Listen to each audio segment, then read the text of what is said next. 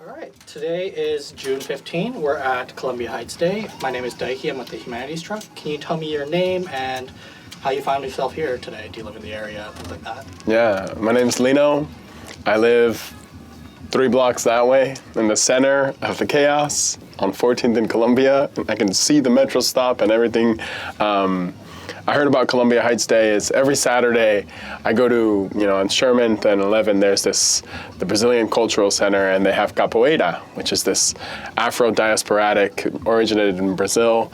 The slaves actually used it as a form of self-defense, but as a preservation of culture.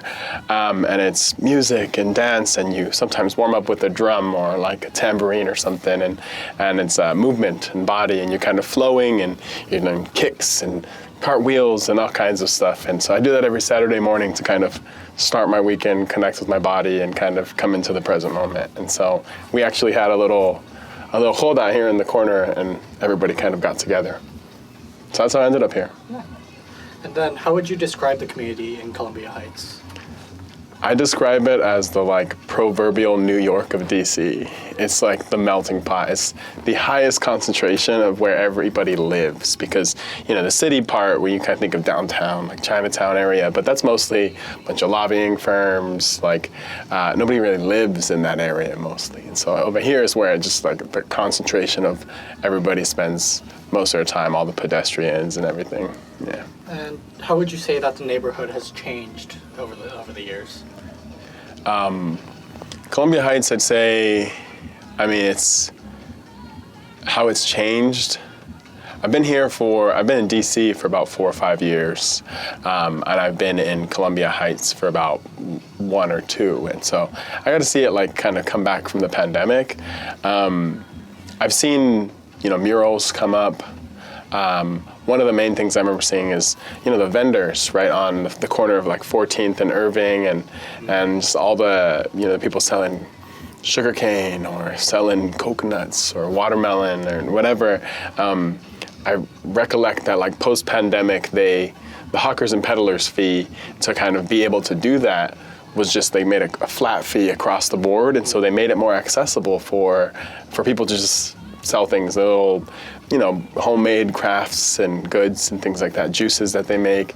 And now there's just a much lower bar to entry to do that. And so I remember distinctively seeing the street from Irving up to Park lined with vendors after that actually happened. And then it's just you smell incense, and you get little crafts and textiles and arts. And I think there's also this thing where live music, some places there's local businesses, for example, if they offer live music once a week, they get a tax credit right off at the end of the year, things like that. And so just sort of this hub of arts and culture has always been emanating in this area, you can tell, but I think post-pandemic it just exploded even more. That's great. Are there favorite memories you have of the neighborhood, specific events that you recall a lot? Yeah, one of my favorite events, and tomorrow's Father's Day actually, and I grew up in the foster care systems, never knew my dad.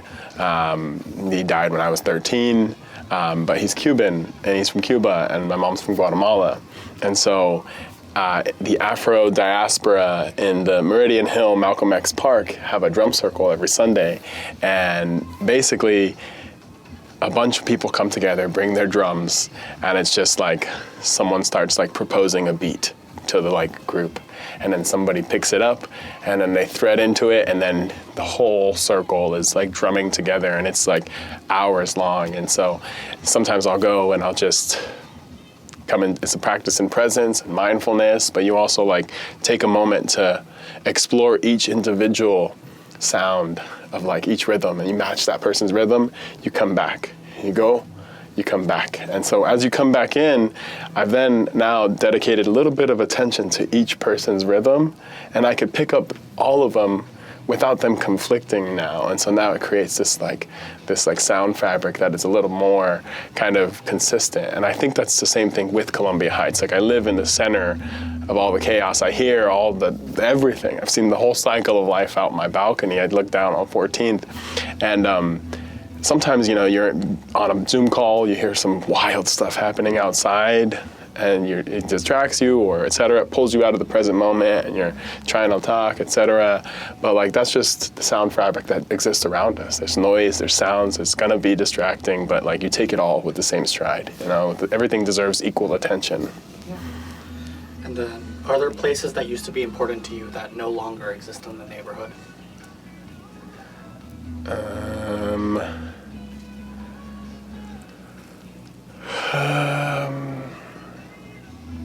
Yeah, there's one spot that I remember, like right in the Wawa, right in that corner of Irving and 14th to the Metro. They kind of closed it off.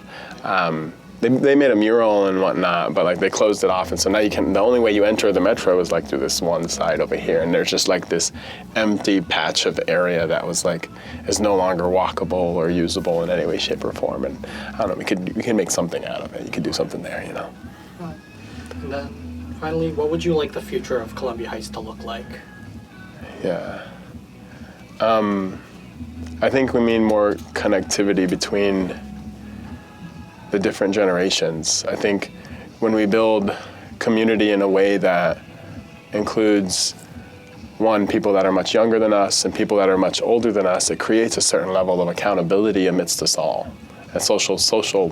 A certain social etiquette that is created, and also a transference of knowledge, of generational knowledge. And I think about the disconnectedness and the cravings for like connection and relationship that like the older generations have, and the need for approval and learning and curiosity that like younger generations have, and the lack therein of transfer of that. And so I think Columbia Heights, I wanted to have more connectivity.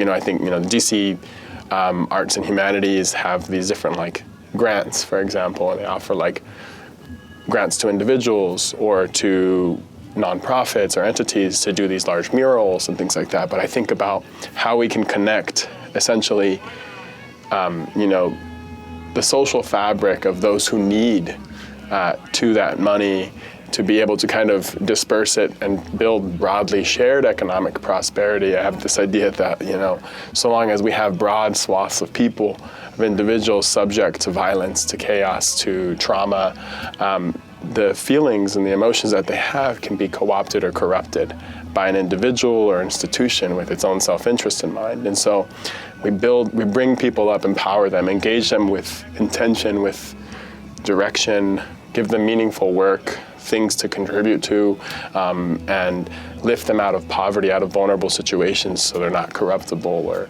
co-optable, and they become robust, like contributing, like members of the community. That's great. Is there anything you want to add? I'll add, there's a lot of crazy stuff going on around the world. DC's a very worldly city. And acting locally, thinking globally takes on a different tenor when you live in one of the richest countries of the world. And sometimes there's a lot of ego. We talk about credit, and like, no one really needs credit for anything. We just need real results for real families, for real people, for the world at large. And the more and more I think about it, the more and more I come to this conclusion that, there are some people that in the beginning, they believed that the first thing that ever was physical matter. If I drop this on my foot, it's gonna hurt. And then there's other people that believe in the beginning, the very first thing that was the word of whomever, right? And we respect both of those intrinsically. One, because it's the freedom of belief, that's diversity, that's everything. It's also the First Amendment. But more importantly than all of that is we should focus on the power behind belief, how it shows up in the present moment, and what we continue to make of that day in and day out. So how does it show up? Because in every setting, religious, academic, otherwise, you're gonna have misguided leaders, lost leaders, temporarily destabilized. Maybe someone missed a meal, maybe someone lost a little bit of sleep, they have some chaos going on in their life. But more importantly, we should focus on how belief shows up in the present moment, how it continues to manifest, and what we do with that. So, in the chaos and the noise of this attention economy, everything's pulling our attention: friends, family, social media, news, work, and we don't really get much opportunity to dedicate our own attention. So what I want to add is just, it's really important for us to with intention, with direction, to choose how we spend the seed of this present moment and how we plant our seed, because whatever we're planting now is going to harvest something tomorrow. And so harvest the seed of this present moment. Well, that's great.